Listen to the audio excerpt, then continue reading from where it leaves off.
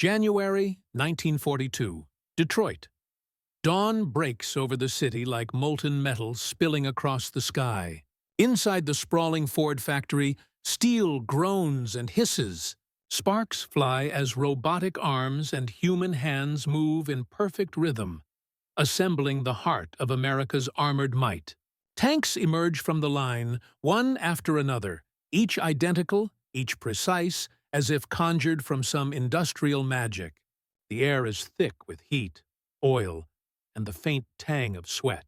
Workers, men and women, move like clockwork, a symphony of motion orchestrated by efficiency and urgency. Halfway across the Pacific, Japanese engineers pore over intelligence reports. Their faces pale as they digest the news. America is building a tank every hour. Every hour. The thought is almost impossible, incomprehensible. How can a nation, vast and distant, wield such relentless force? In the shadows of the factory floor, the tanks grow, silently threatening to tip the scales of war. For Japan, the realization is electric, terrifying, and the world they thought they understood begins to shift. From this industrial marvel, the story of innovation, strategy, and shock begins. By 1940, the world was already engulfed in war. Europe was a continent of conflict, its landscapes scarred by invasion and occupation. Germany had swept through Poland with blitzkrieg precision in 1939, and by the spring of 1940, the Low Countries and France were under threat. Mechanized warfare was no longer a theoretical concept. Tanks and armored vehicles had become the decisive instruments of modern combat. Across the Atlantic, the United States watched with a mixture of caution and preparation. Though officially neutral, American industry had begun to pivot. The government, anticipating a future conflict, funneled resources into defense contracts. Factories that once produced automobiles and consumer goods were quietly transformed into engines of war. Steel, rubber, and oil, all mundane in peacetime, became the lifeblood of national survival. In the heart of Detroit, industrialists applied lessons from Henry Ford's assembly lines to war production. Ford's innovation, originally conceived for cars, was now reimagined for tanks. Each step of the process was meticulously planned. Raw steel entered, and finished tanks emerged hours later, fully operational. Standardization allowed for efficiency that rivaled any army in the world. Every turret, every track, every gun bore the imprint of precision engineering. American military planners understood that quantity could become a weapon, and they wielded it ruthlessly.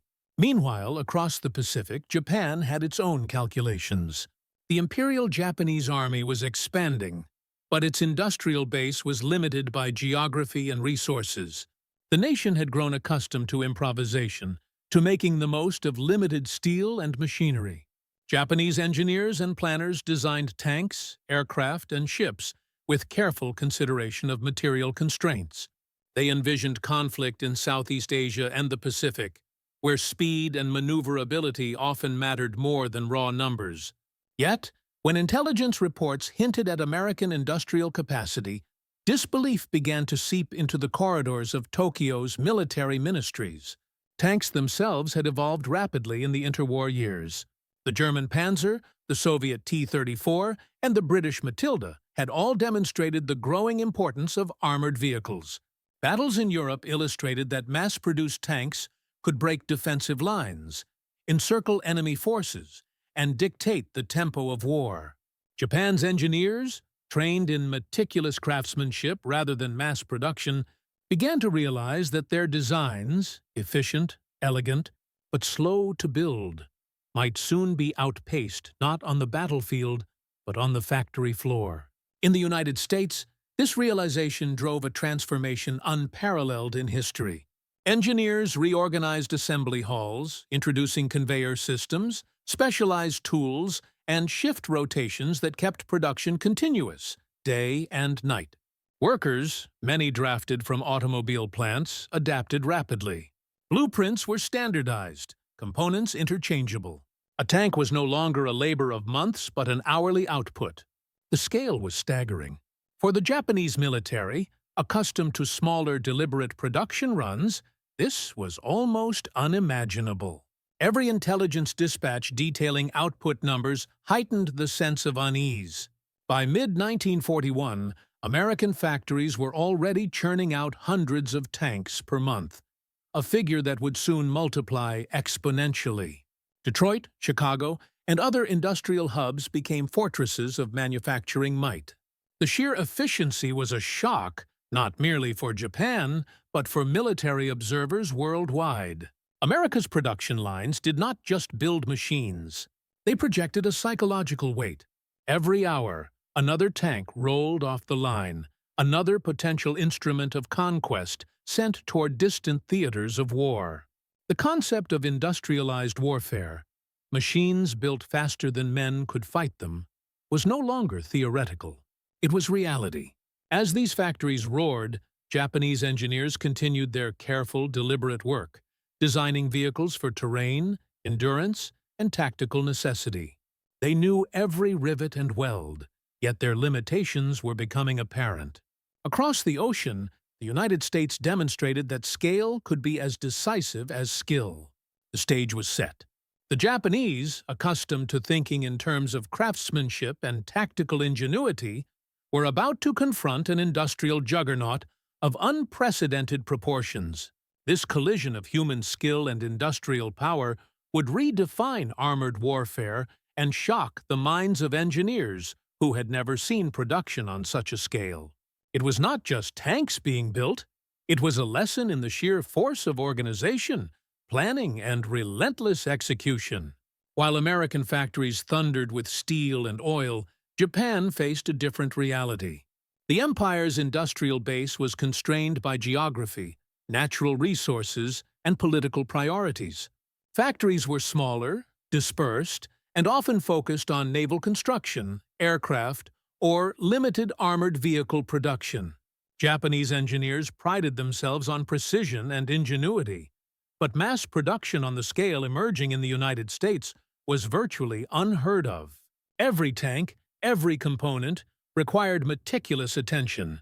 Skilled craftsmen welded armor, assembled engines, and installed weaponry with care that emphasized quality over quantity. The result was impressive machinery, but the pace was painstaking. By 1941, Japanese military planners began to receive intelligence reports about American industrial mobilization. Initial skepticism greeted the figures. Hundreds of tanks per month, assembly lines moving with near-mechanical precision, workers producing entire vehicles in a matter of hours. Reports described assembly halls the size of small towns, machinery synchronized with human labor, and logistic networks delivering steel, engines, and weaponry at astonishing speed. Japanese engineers struggled to reconcile these numbers with the reality they knew. How could a nation, still at peace, create such capacity so quickly? The idea seemed almost fantastical, yet the intelligence was corroborated repeatedly. Photographs of Detroit factories, shipping manifests, and eyewitness accounts painted a consistent picture. Japanese military thinking had long emphasized tactical ingenuity. Armored divisions were smaller, carefully balanced with infantry and artillery, designed to maneuver in Asia's islands, jungles, and mountainous terrain. Mass production had not been a priority. Speed, terrain adaptability, and precision were paramount. Now, confronted with the American model, Japanese officers realized they faced a fundamentally different approach to warfare.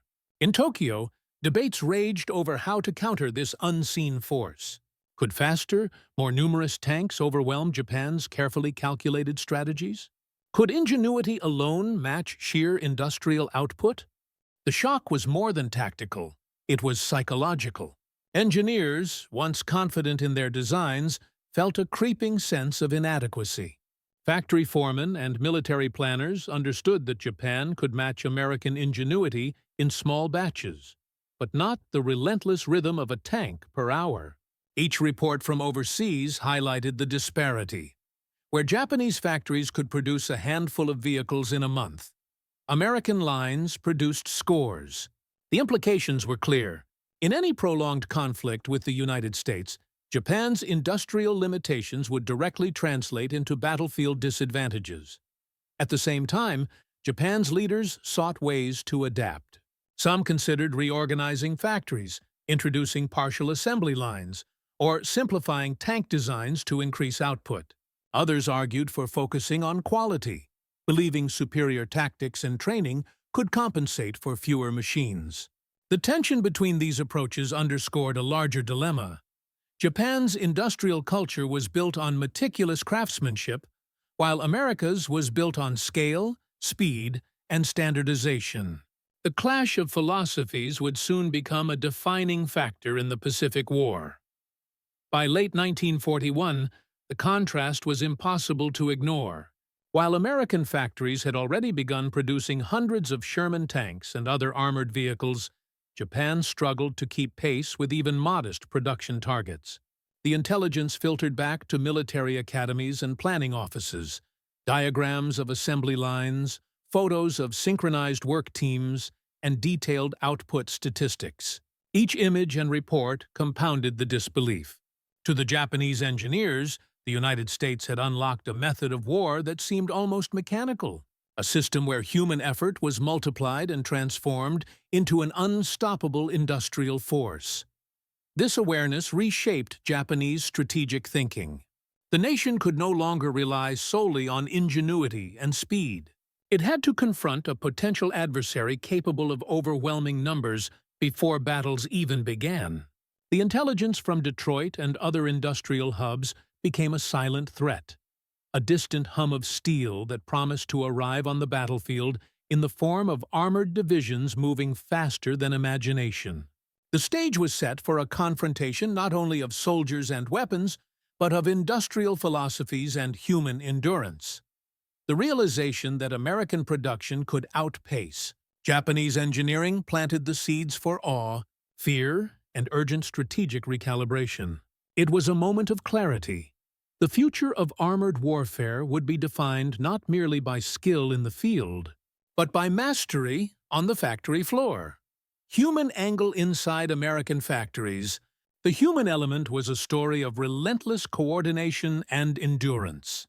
Workers, young men, women, even teenagers, moved with disciplined precision, their motions almost hypnotic. Each person had a defined role. One installed tracks, another bolted turrets, a third tested engines. The noise was deafening. Hammers, drills, conveyor belts, and roaring machinery blended into a metallic symphony. Sweat-soaked uniforms, faces streaked with oil, yet there was pride in every movement. These were not soldiers, but the civilian backbone of a military machine. Each completed tank was a testament to human effort amplified by organization. Engineers and foremen walked the aisles like conductors, ensuring every step was executed with flawless timing. Mistakes could ripple down the line, slowing output or jeopardizing precision. Yet, day after day, the system held, producing vehicles with astonishing consistency. For many workers, the assembly line became a battlefield of its own, a struggle against fatigue, heat, and monotony, balanced by the knowledge that their labor would reach distant shores and shape the war. Technological angle, THEO. Technological innovations behind American tank production were as critical as the human effort driving it. The assembly line had been refined over decades, originally for automobiles, now adapted for war machines. Standardization meant that parts were interchangeable. Engines, transmissions, and armor plates were uniform across hundreds of vehicles. Conveyor belts transported partially assembled tanks through stages of welding, engine installation, turret mounting, and final inspection. Specialized jigs and fixtures guaranteed alignment and accuracy, reducing human error. Innovations like modular sub-assemblies allowed different teams to work simultaneously, collapsing production timelines. Even supply chains were optimized. Steel was pre-cut, components pre-assembled, and logistics coordinated to ensure the factory never paused. In effect, technology did more than assist human labor. It dictated the rhythm of production, transforming raw materials into combat-ready tanks with unprecedented speed. Each technological advancement was a strategic weapon, turning factories into force multipliers. Leadership angle. The orchestration of such a massive operation relied on visionary leadership, both military and industrial.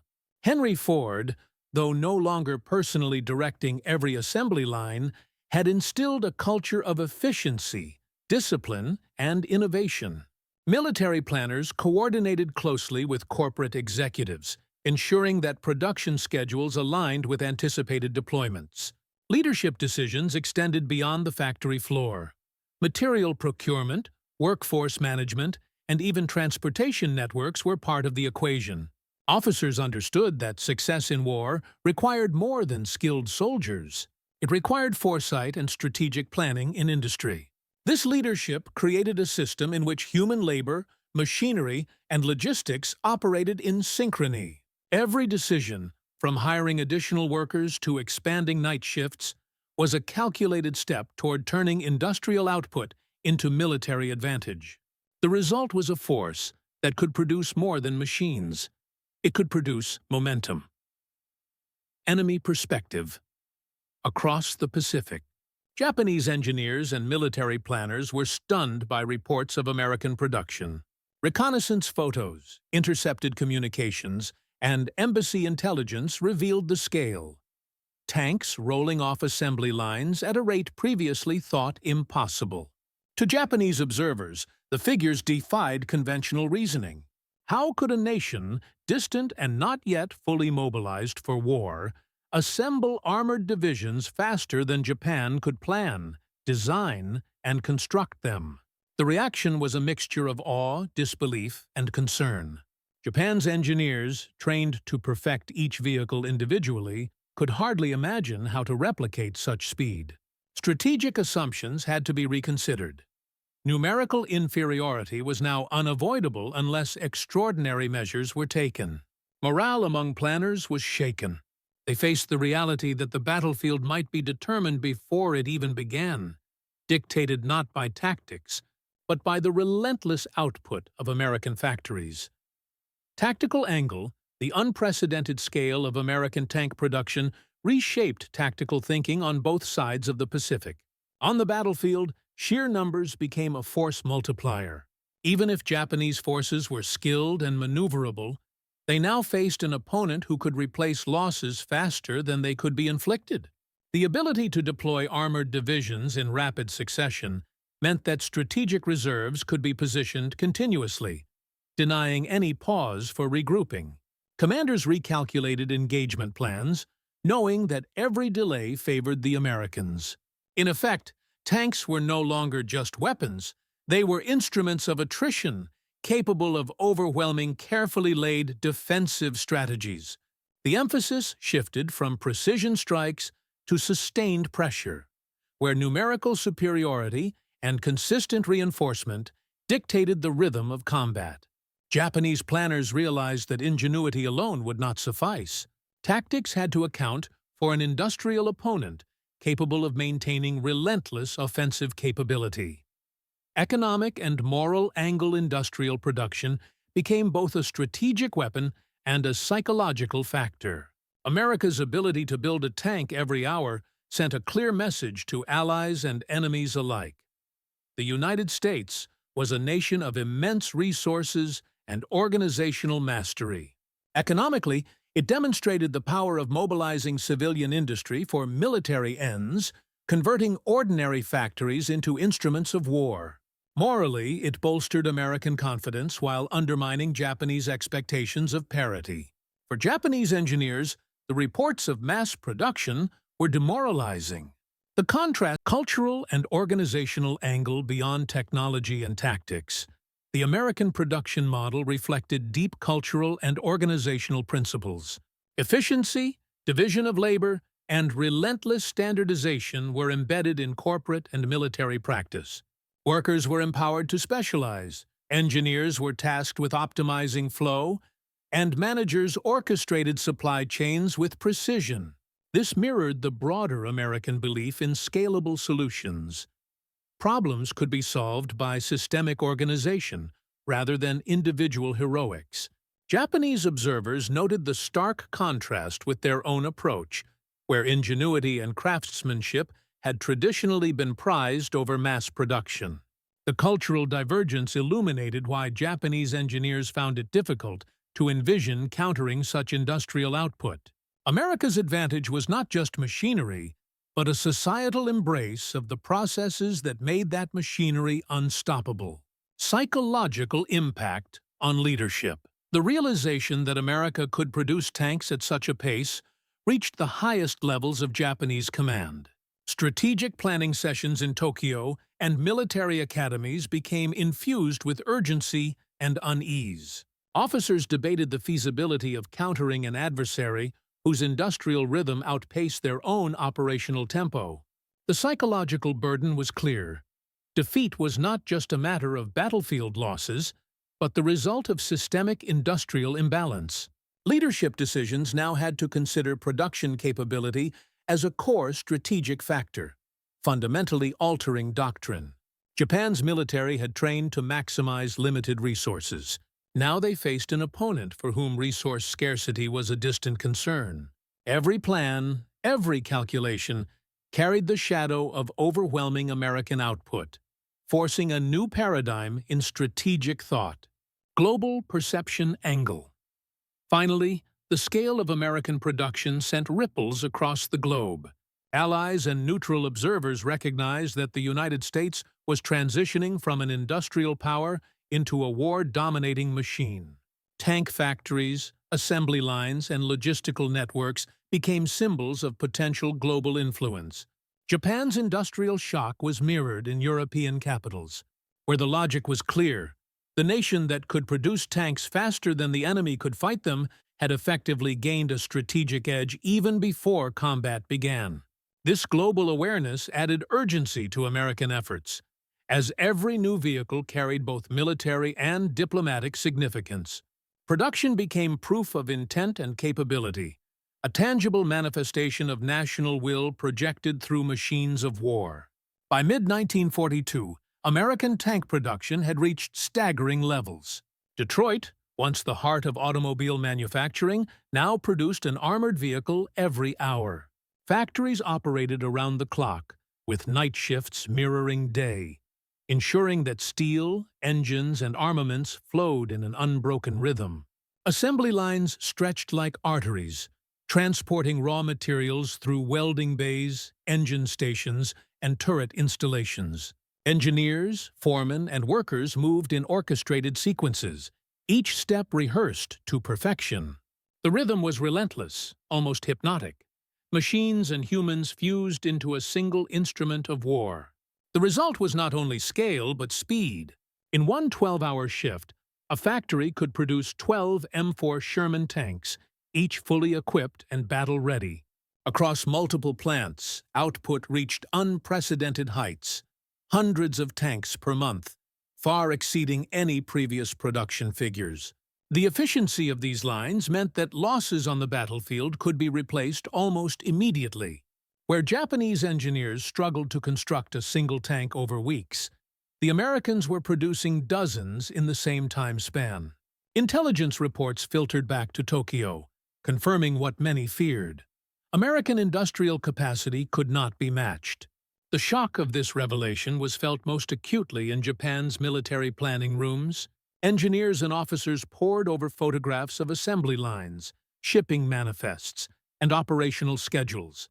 They noted the sheer coordination, the use of standardized parts, the meticulous scheduling of deliveries. Every detail reinforced a single, undeniable truth. America had redefined the pace of armored warfare. This was more than a production feat. It was a strategic weapon, capable of dictating the tempo of conflict long before a single tank fired a round in anger. The first deployments of these tanks in the Pacific Theater underscored the implications. By late 1942, Sherman tanks were being shipped in unprecedented numbers to the Solomon Islands and New Guinea. Their presence transformed the battlefield. Where Japanese infantry had once relied on speed, terrain familiarity, and concentrated firepower, They now faced a rolling tide of armored force. Each engagement revealed the stark reality. Numerical superiority combined with logistical resilience could overwhelm even the most tactically adept units. Commanders recorded in after-action reports the disorienting effect of encountering multiple divisions of tanks in rapid succession, often arriving before reinforcements could regroup. On the American side, the efficiency of production freed commanders to plan offensives with a new level of confidence. Military planners no longer had to ration tanks or delay operations due to scarcity. Every strategy could assume a steady stream of armored support. In training camps, units drilled not only in maneuver tactics, but in integration with mass-produced equipment. Soldiers became attuned to the predictability and reliability of these machines, trusting that their armored companions would arrive on schedule every time. The psychological effect on both sides was profound. Americans gained confidence, while Japanese forces began to calculate every engagement with the weight of industrial imbalance pressing upon them. By December 1942, the combination of production and deployment reached a tipping point. In New Guinea, reports describe Japanese units encountering entire battalions of Sherman tanks, supported by artillery and infantry that had also been mass-mobilized. The sudden appearance of American armor, previously thought impossible in such numbers, shattered defensive lines. Japanese soldiers described the sheer scale as overwhelming, a rolling wall of steel and fire. Strategists recognized that the American capacity to produce and deploy tanks at this rate had created a new reality. Battles were no longer decided solely by tactics or bravery, but by the relentless rhythm of industrial output. This period marked the first clear instance where production pace directly dictated battlefield outcomes. The assembly lines of Detroit and other factories had become decisive actors in the war. Each tank leaving the factory floor was not merely a vehicle, but a symbol of industrial supremacy, a tangible extension of national power. For Japanese engineers, the realization was staggering. Even perfect design, skillful deployment, and tactical ingenuity could not overcome an adversary whose factories operated with clockwork precision. The stage was set for the next phase, the moment when industrial capacity collided with frontline combat, forever altering perceptions of what determined victory in modern warfare. Early 1943 brought the first unmistakable evidence that America's industrial output had shifted the balance of armored warfare. On the islands of New Guinea and Guadalcanal, Japanese forces confronted waves of American Sherman tanks for the first time in significant numbers. These engagements were not isolated skirmishes. They were tests of industrial might against tactical skill. Japanese soldiers, trained to exploit terrain and rely on ambush, faced a new and relentless opponent. Tanks arriving faster than positions could be reinforced, each one a product of an assembly line that knew no pause. Reports from the front lines described the initial shock.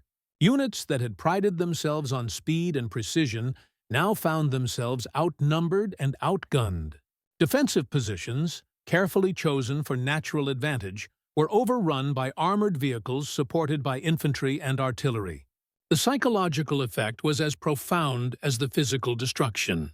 Officers noted in operational diaries that morale faltered not from defeat alone, but from the realization that the enemy's numerical advantage seemed inexhaustible. Where a single Sherman could be devastating, a battalion became almost unstoppable. The rhythm of production directly dictated the rhythm of battle. In Guadalcanal, specific engagements underscore this reality.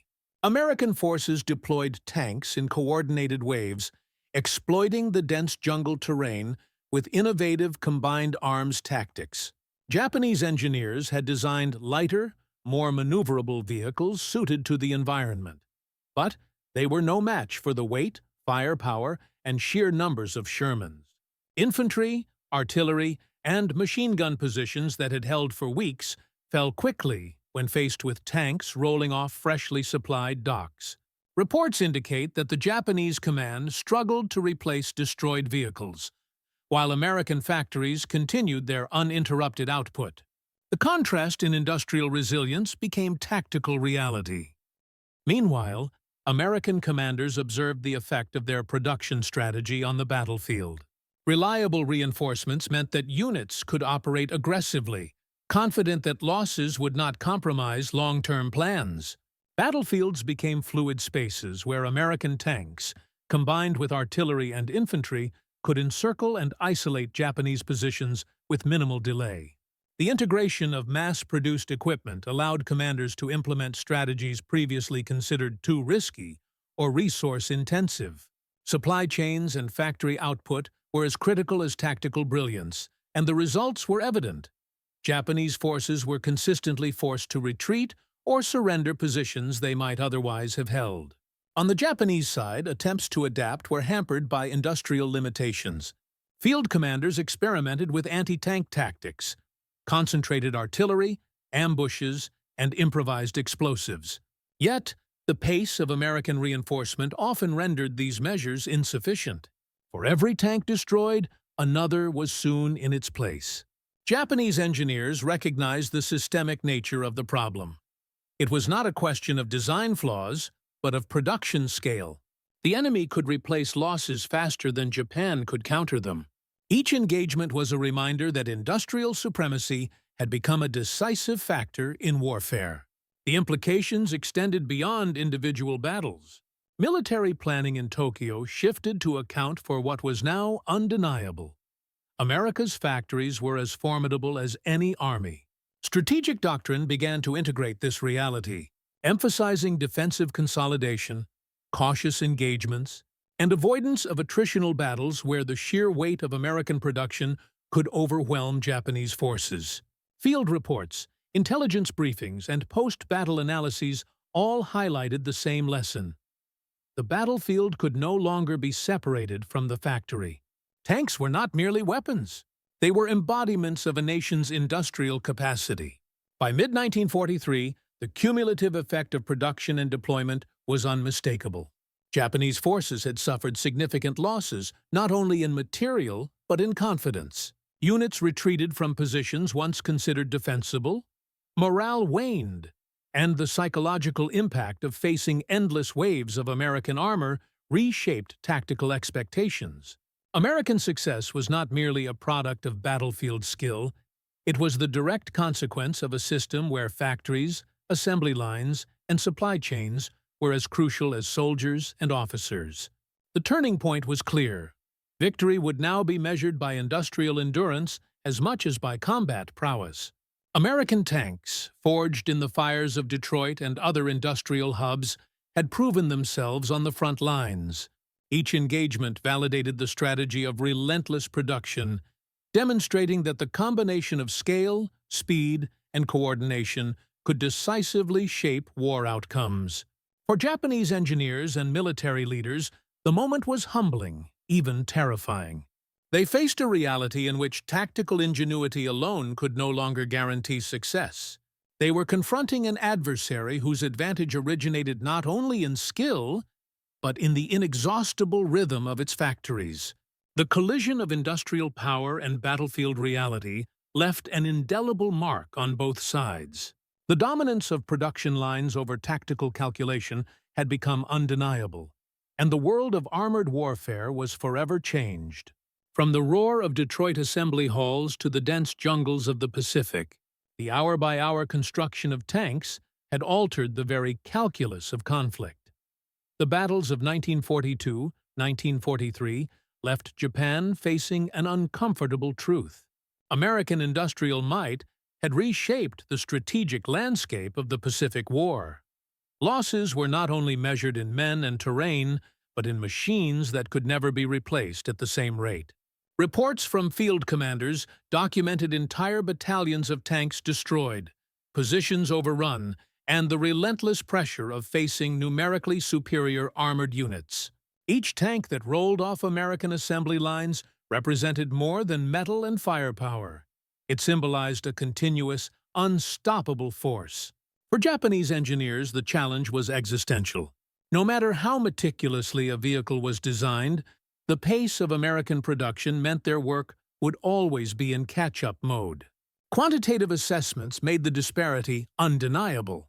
In mid-1943, the United States was producing over 200 M4 Sherman tanks per month, with numbers rising steadily as new factories came online. Japan, constrained by material shortages and labor-intensive assembly methods, could produce only a fraction of that total.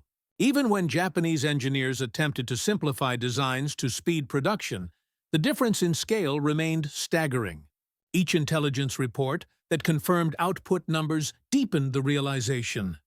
Japan was now industrially outmatched. The battlefield consequences were clear. Where once ingenuity and tactical acumen could balance smaller forces, now sheer volume determined outcomes. The psychological impact on Japanese leadership was equally profound. Military planners and engineers had long relied on skill, strategy, and adaptability to counter adversaries.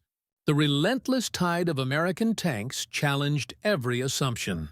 Commanders described a creeping sense of inevitability in operational reports. Even successful engagements could not compensate for the speed at which reinforcements arrived. Engineers wrestled with the knowledge that their most brilliant designs could be rendered moot the moment they left the factory. In internal communications, the emphasis shifted from innovation to survival.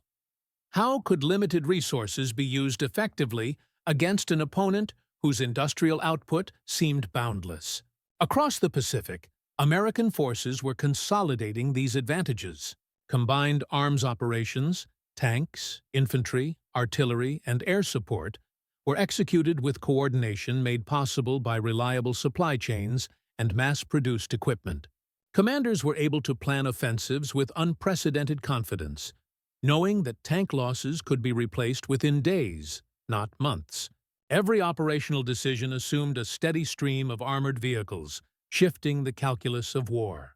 The factory floor had become an extension of the battlefield, and American industrial capacity was now a primary weapon. At home, the production surge also reinforced national morale. Photographs and news reports highlighted factories operating day and night, workers moving with synchronized precision, and tanks leaving assembly lines with relentless regularity. For the American public, the narrative was clear. The nation's strength was not only in its soldiers, but in the capacity to supply them with the tools of victory. Each tank was a tangible demonstration of industrial power, a visible sign of preparation and resolve. Meanwhile, Japanese engineers continued to refine strategies and designs, but with a new understanding of limits. They experimented with lighter, faster vehicles, specialized anti-tank weapons, and ambush tactics designed to exploit terrain. Yet even successful operations could not change the fundamental disparity in numbers. Every tactical victory was shadowed by the knowledge that the opponent could replace losses faster than they could inflict them. The psychological weight of industrial imbalance shaped planning at every level, from frontline officers to the Imperial General Headquarters in Tokyo. This period of adjustment, marked by quantitative assessment, psychological reckoning, and strategic recalibration, laid the groundwork for the second phase of the aftermath. The full consequences of American production capacity, both on battlefield outcomes and the broader trajectory of the war, would become increasingly evident in months to come. As 1943 progressed, the consequences of America's industrial dominance became unavoidable for Japan. The disparity in armored production was no longer a statistical curiosity. It was a decisive factor shaping every engagement across the Pacific. Where Japanese forces had once relied on careful planning, tactical ingenuity, and intimate knowledge of terrain, they now faced an adversary whose production lines could deliver tanks faster than battles could be fought. Every Japanese calculation had to account for the relentless influx of American armored vehicles. Even the most carefully orchestrated ambushes or counterattacks could be overwhelmed by sheer numbers. The Japanese military attempted adaptation. Engineers proposed simplified designs to accelerate production, prioritizing speed over refinement. Tactical manuals were revised to emphasize hit-and-run attacks, ambush strategies, and avoidance of direct confrontations with massed American armor. Anti-tank weapons were developed in greater numbers, and infantry units were trained to coordinate with artillery more tightly. Yet, these measures, while logical, could not bridge the fundamental gap. American factories continued to produce hundreds of tanks monthly, ensuring that losses were rapidly replaced and offensives maintained momentum. Field reports highlight the psychological toll of this imbalance. Japanese soldiers expressed frustration at encountering wave after wave of tanks, many arriving faster than units could regroup or reinforce positions. Officers described a new form of attrition. Not only were men and machines being depleted, but morale itself was eroding. Engineers in Tokyo recorded a growing awareness that the industrial capacity of the United States had become a weapon in its own right, one whose rhythm and consistency outmatched even the most disciplined tactics. The acknowledgement was unanimous. The battlefield was now inseparable from the factory floor. Meanwhile, American production continued to expand. By late 1943, new plants had been constructed or adapted across Detroit, Chicago, and the Midwest.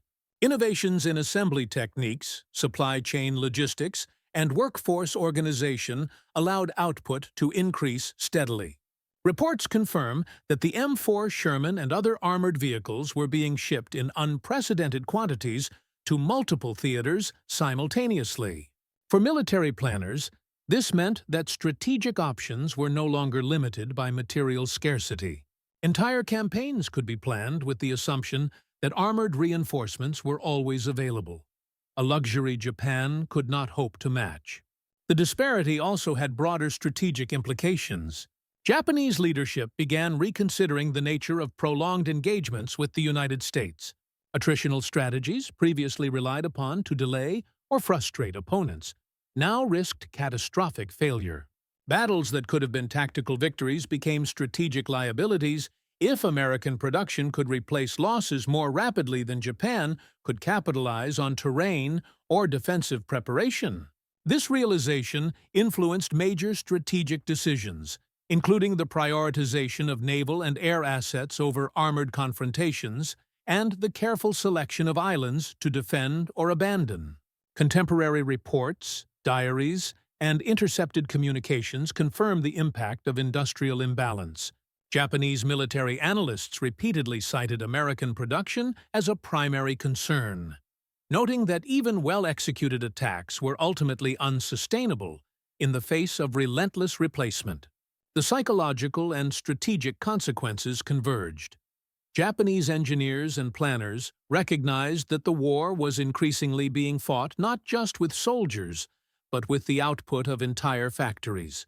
The lesson was unambiguous.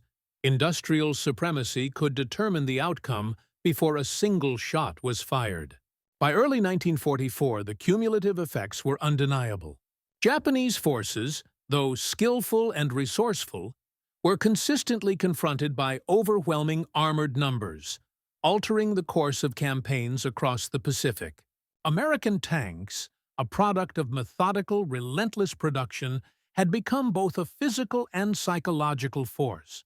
The battlefield had transformed. Victory was no longer solely a function of tactical ingenuity, but of industrial endurance and organizational mastery. Japan's engineers, planners, and soldiers were left grappling with a reality in which production, scale, and speed had become as critical as courage and strategy.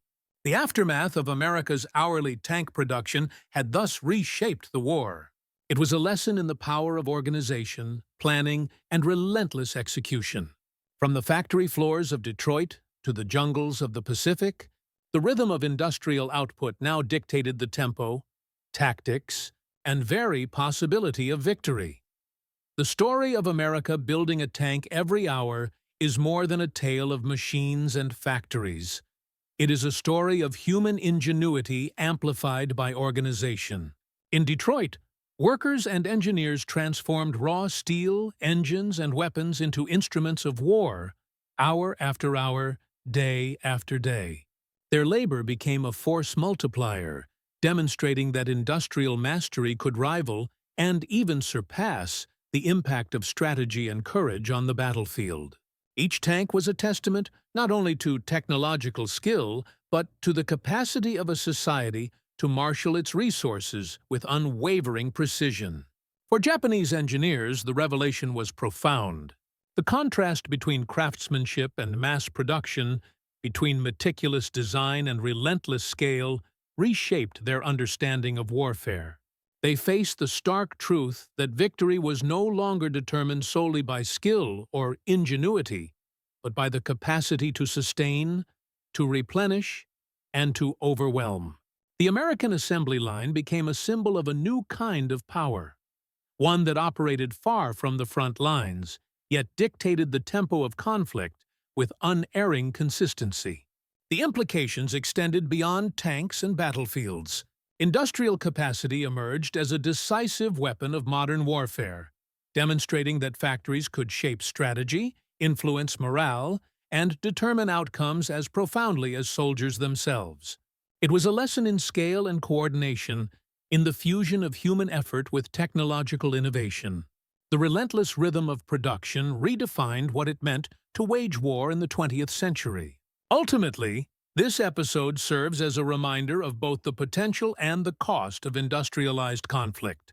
Behind every rolling tank lay countless hours of labor, planning, and coordination, and with them, the stark reality of a war transformed by machines, not just men. It is a story of ingenuity, endurance, and the subtle, often invisible forces that determine the course of history. From the hum of Detroit assembly lines to the shock felt by engineers across the Pacific, the lesson endures. In modern war, industry can become the most decisive weapon of all.